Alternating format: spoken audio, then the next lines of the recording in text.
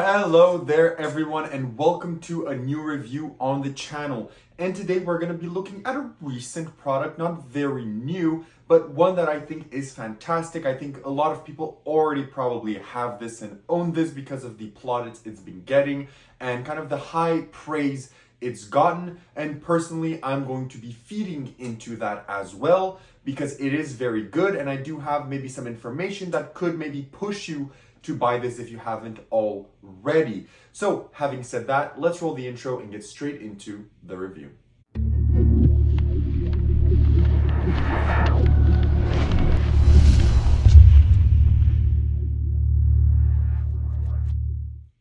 Perfect, so you decided to stick around, which means you want to learn more about Chroma.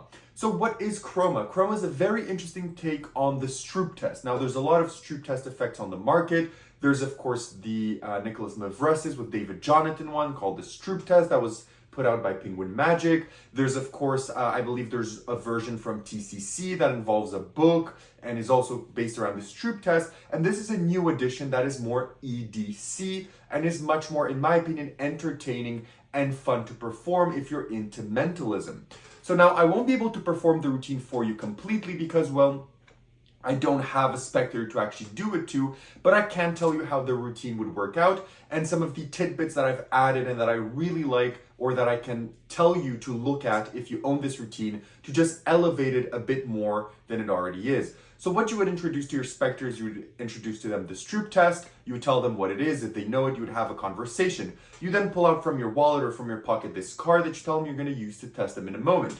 You then take out your phone and you open up your clock tab and you go on the stopwatch. So say, look, now what we're going to do is I'm going to have you think of a color, but don't think of some kind of pigment like gold or silver. And also don't, if you're thinking of like a fancy color like pomegranate red, just think of the actual main color like red, okay? So focus on that for me. Tell me when you have a color. Great, do not say it out loud. And what I'm gonna have you do in a moment is, as you can see on this card, there's different colors written in different ink. So what I'm gonna have you do is I'm gonna have you find the color that you're thinking of with that respective ink that I'm gonna just name out some random inks. So what we're gonna do is you're just gonna take the card, and then I'm gonna start the stopwatch now, and I'm gonna have you find your color in black ink. Tell me when you have it. They're gonna do that. They're gonna get perfect. Now in blue ink, tell me when you have it. Then they're gonna do that. Then you say in red ink, find your color, and then in green ink. So they're gonna find it and you stop the stopwatch. Then you're like, okay, so it took you exactly this amount of time to find the color, to find the colors. Then I give them a small reading based on that. And then I proceed to actually push the effect a bit further. So instead of revealing the color, what I like to do is, based on the color that they actually went for, that you know based on how the effect works, I like to go towards a mental reveal. So depending on the color, let's give you some examples. If they're thinking of pink, and I know that, but they don't know that, I'm gonna have them make your color into an animal. And of course, logically, it's gonna be flamingo. If they pick blue, I'm gonna tell, think of a fruit. The first fruit that they're gonna think of is blueberry. If they're thinking of yellow, I could have them think of a fruit, think of a season. They're either gonna think of a lemon or they're gonna think of summer. So as you can see, based on the color that I know, I like to push this forward. I can also use channeling. We're gonna talk about that in a moment. It's not included in the instructional, but I will tell you where to look at resources for that. So what I like is to use this as a way to do another mental reveal later on. So I'm not here to just reveal the color, which is the beauty of this product, which is 100% what you can do, but you can also take it and just elevate it into something much more. So now that you kind of know what Chroma is, what it can do, let's talk about where you buy this, how much does it cost, and what do you get. So Chroma is available to you pretty much everywhere. So all the major magic shops have them. If not, even your local magic shops will have them because it is distributed from Murphy's Magic.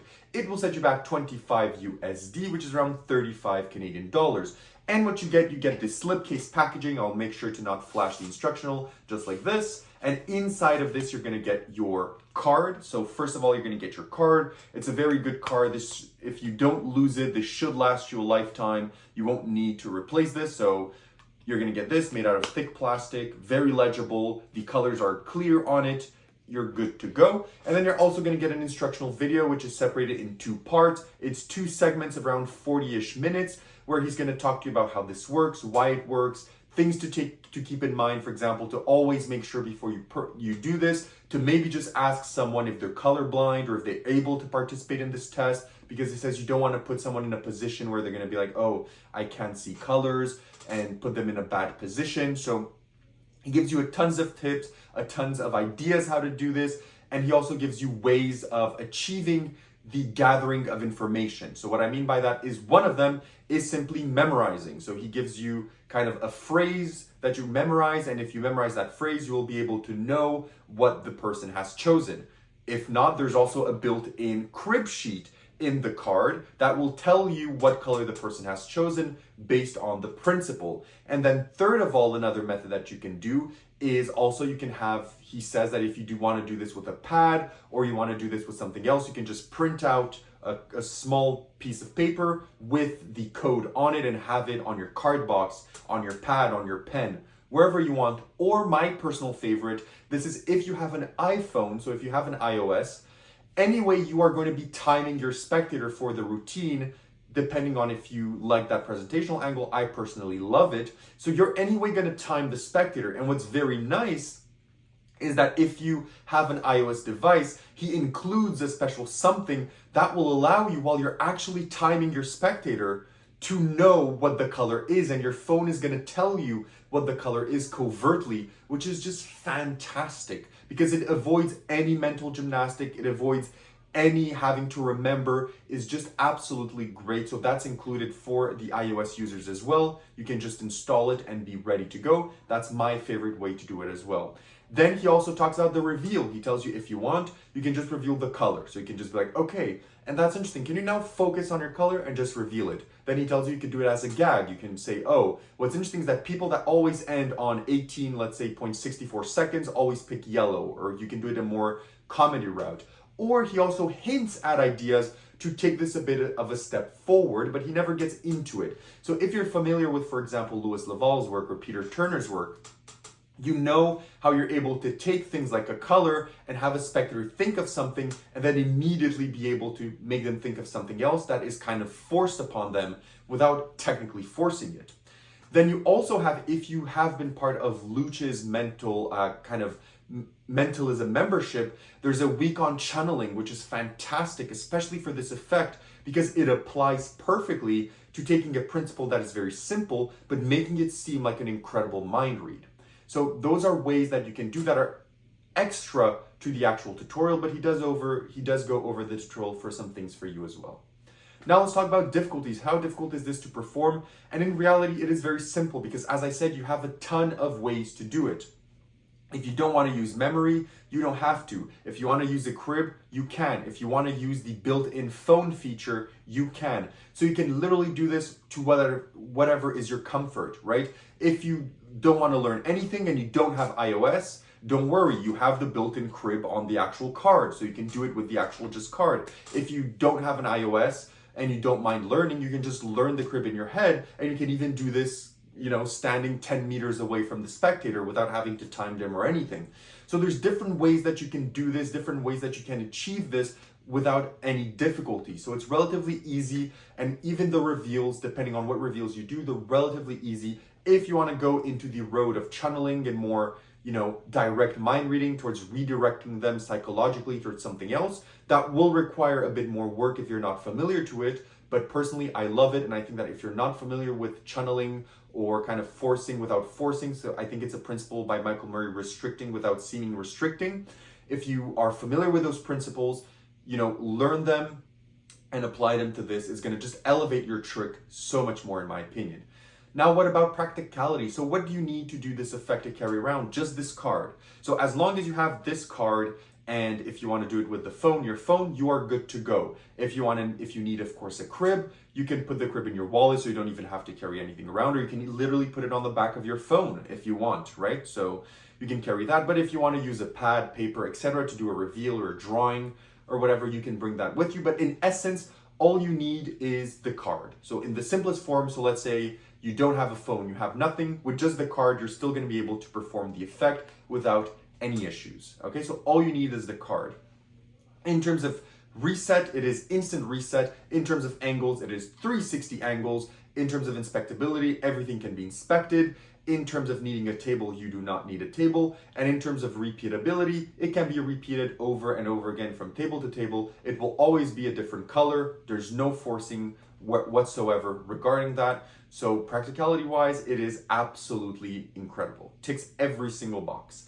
Now, where to perform? So where would you perform this? This is something that you can perform close up. This is something that you can perform in casual settings, but it's also something, in my opinion, that you could do maybe in a small parlor setting or in a cabaret setting. I think that this could work very well. What's also very nice about this is that if you are keen enough, you could also use this as a brilliant one-ahead. So for example, if you're doing a confabulation routine, you can do this test at the start of the show as a small game to get to know someone, and then you would immediately know their color, and you can have them, you know, if they're thinking of as I said, like pink, you can have them think of the first animal that comes to mind, but don't say it out loud. Can you actually think of an animal? They're gonna say yes, and then you're gonna have a one ahead for a routine you wanna do later on in your confabulation.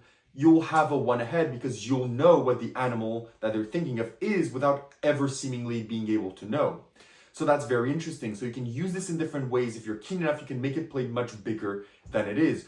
As I said, you can also use it if you want as a pre-show device. Very easily, you can use this as a pre-show device before your show, and to be honest, not even really pre-show because you've not done anything. You've just done this test with the spectator and you've extracted information from their mind that they don't even know you possibly could have. So it's not even technically pre-show because if you reveal it on stage later on, they've never said it out loud. They've never written it down. They've never, said it to anyone, whispered it. It's just in their mind. So technically they're going to be as surprised whether you reveal it on the spot or an hour later in your show.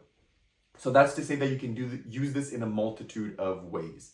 Now, to kind of close it off, what are the positives and negatives of Chroma? Let's start out with the negatives. The only negative with Chroma is that you do have to keep in mind that you will have to ask or put part of your scripting whether or not someone is colorblind before you do this routine, because you do not, as I said, want to put someone in the uncomfortable situation of having to admit they're colorblind and they cannot take part in the effect. So you do not want that to be an issue, or you also do not want them to do the effect without actually realizing that they have to look at the colors and that the colors matter, and for the effect to fail, and then you blaming them that they didn't do what they need without knowing that they're colorblind. So you just have to a bit be careful about this when you do the effect, but except for that, there are no negatives. In terms of positives, it is very cheap, it is very good.